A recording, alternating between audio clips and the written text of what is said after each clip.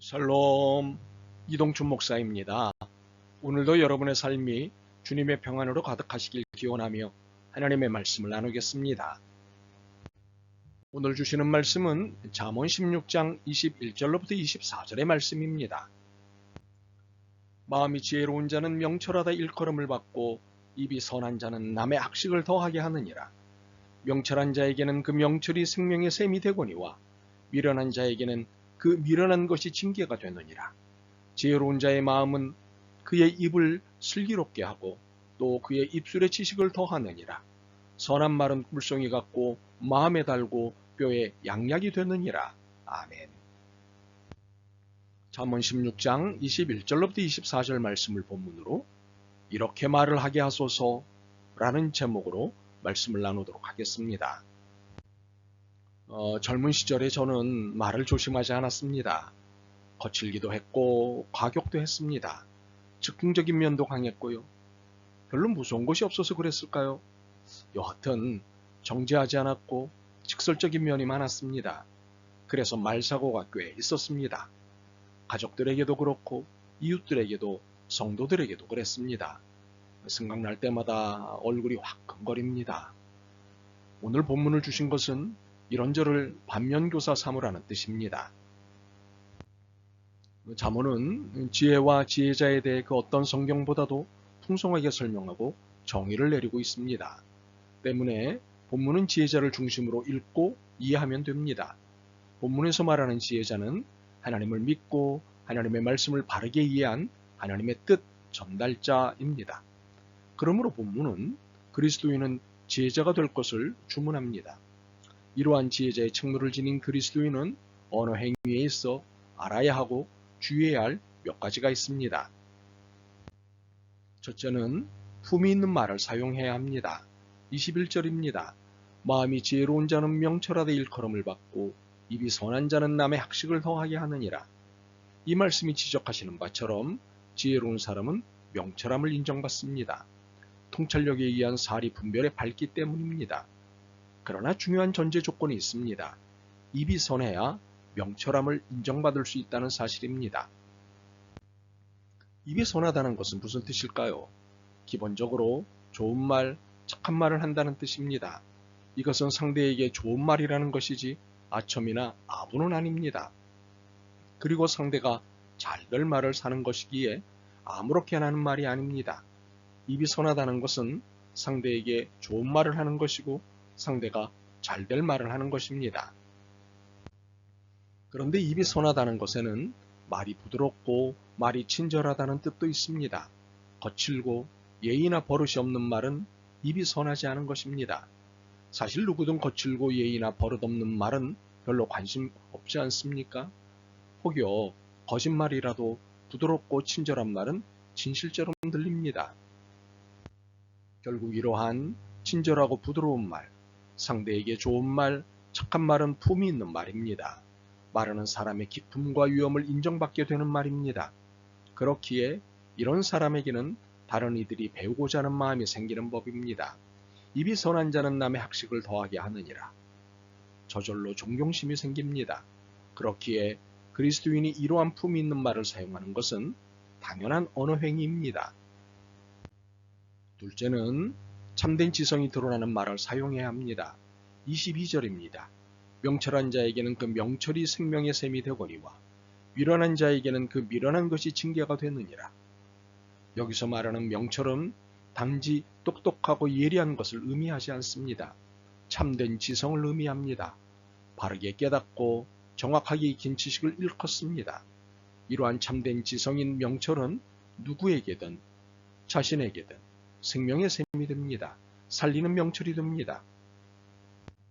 그러나 이와는 달리 미련한 자의 미련함은 참되지 않은 지성이기에 자신에게도 그렇지만 누구에게든 징계가 됩니다. 즉 진땀을 흘리며 생고생을 하게 합니다. 이러한 미련한 자는 도덕적 결함을 가진 자이기 때문입니다. 도덕적 결함을 가진 자의 미련한 말은 그 결국이 징계요 파멸 아니겠습니까? 그러므로 지혜자의 책무를 받은 그리스도인은 참된 지성을 쌓는 일에 관심을 가져야 합니다. 거짓 정보나 그럴듯한 지식을 가려내고 바른 지식, 정확한 지식을 쌓아야 합니다. 이는 사람을 살리는 일이 되기 때문입니다. 이렇게 쌓은 참된 지성으로 말을 할 때 살리는 역사를 일으킬 수 있습니다. 그러므로 지혜자의 책무를 받은 그리스도인은 참된 지성을 쌓기 위해 애써야 하고 이것이 드러나는 말을 사용해야 합니다. 셋째는 신중하게 말을 가려야 합니다. 23절입니다. 지혜로운 자의 마음은 그의 입술을 슬기롭게 하고 또 그의 입술에 지식을 더하느니라. 여기서 입을 슬기롭게 한다는 것은 말을 신중하게 가려서 한다는 뜻입니다. 그리고 입술에 지식을 더한다는 말은 설득력을 더하기 위해 분명한 지식을 더욱 습득한다는 뜻입니다. 우리는 이런 태도를 마음이 너그럽고 슬기로워 덕행이 높다는 의미인 어질다고도 합니다. 그렇습니다. 상대를 위해서는 나를 위해서도 말을 신중하게 가리는 것은 너무도 필요한 언어 행위입니다. 소위 하고 싶은 말을 거침없이 하는 것이 능사는 아닙니다. 하고 싶어도 참고 할 수 있어도 다시 한번 새김질하고 해야 할 때는 지체하지 않는 태도가 신중한 태도입니다. 이 태도는 어진 태도입니다. 더욱이 내가 하고자 하는 말이 상대를 살리는 말인지 곱씹고 나서야 내는 말이어야 합니다. 참으로 지혜자의 책무를 받은 그리스도인의 말은 신중해야 합니다. 이를 위해 설득력을 더하는 지식 쌓기를 게을리해서는 안 됩니다. 이 지식 쌓기에는 마땅히 성경 공부가 있습니다. 넷째는 선한 말을 사용해야 합니다. 24절입니다.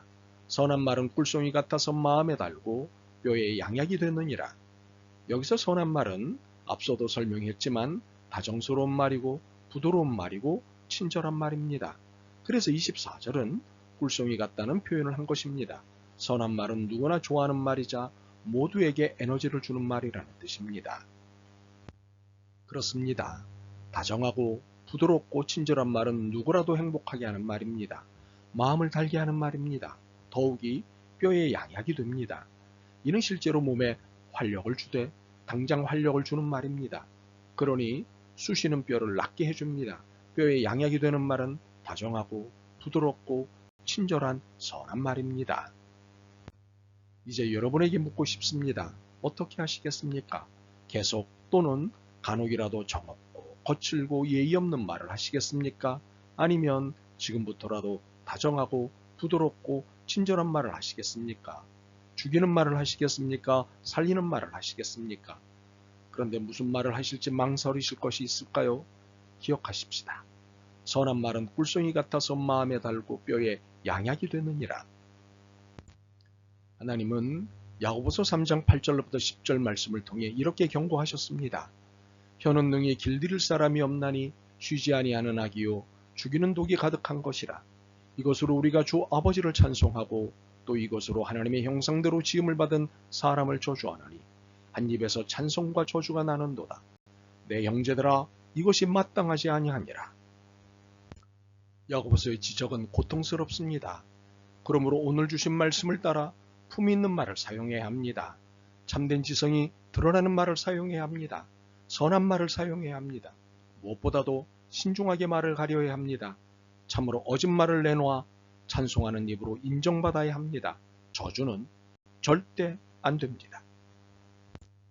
바라기는 여러분의 언어 행위에 거룩한 기름 부으심이 있기를 소망합니다. 그래서 여러분의 말에 분별력과 생명력이 넘치길 소망합니다. 그래서 여러분과 여러분의 가족 그리고 이웃 그리고 교회 공동체에 여러분의 말로 인해 치유와 회복의 역사가 일어나길 소망합니다. 아멘. 주님, 제 입에 파수꾼을 세워 주옵소서. 제 입에서 나오는 말은 모두 생명의 말, 축복의 말이게 하옵소서. 용기를 주고 힘을 돋구는 말이게 하옵소서. 예수 그리스도의 이름으로 기도드립니다. 아멘. 오늘도 여러분의 믿음과 삶을 응원합니다. 사랑합니다.